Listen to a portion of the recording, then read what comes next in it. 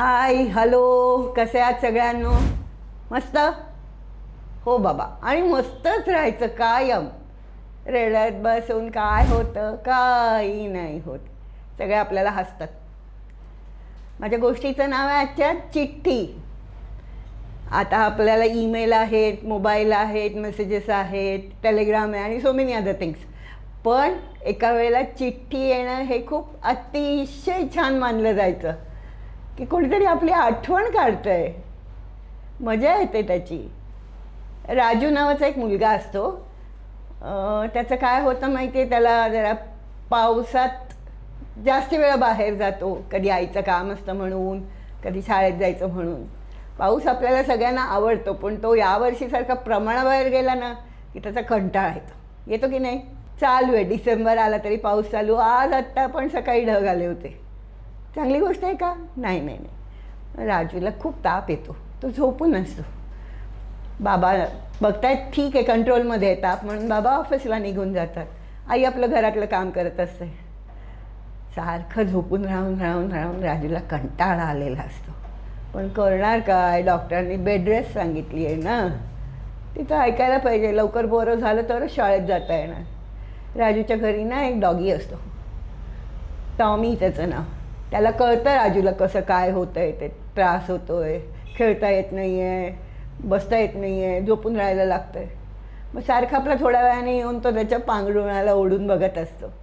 आहे ना जागा, चांगला आहे ना, वाव वाव वाव वाव. थोडी त्याची एंटरटेनमेंट करत असतो. आणि हे सगळं झाल्यानंतर राजू तसाच झोपूनच राहिलेला असतो. आणखीन मग काय होतं, थोडा वेळ दाराची बेल वाजते.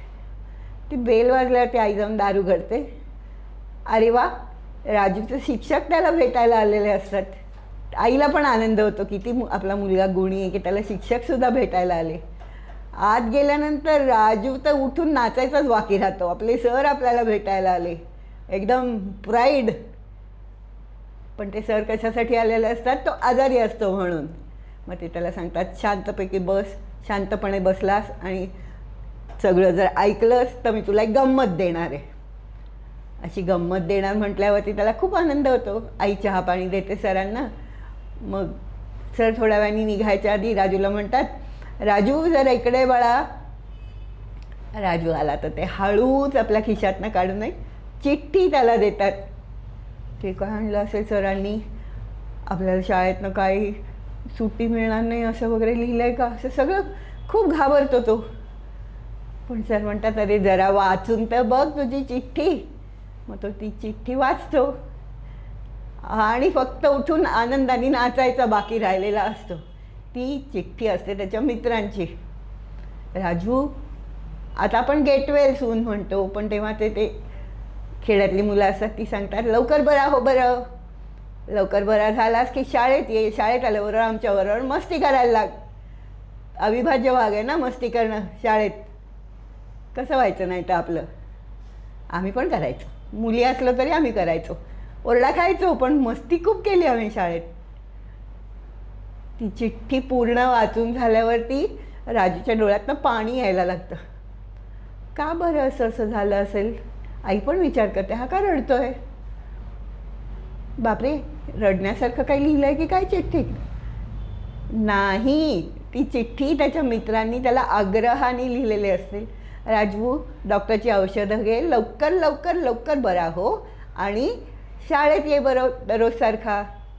राजूला पण खूप आनंद होतो. आपले मित्र आपल्यावरती एवढं प्रेम करतात, आपल्याला शाळेत बोलवत आहेत लवकर. आपण एक शाळेतला गुणी मुलगा आहोत त्याच्याबद्दल त्याला खात्री पडते. मस्ती केली तरीसुद्धा टीचर्सना त्रास देत नाही की नाही आपण.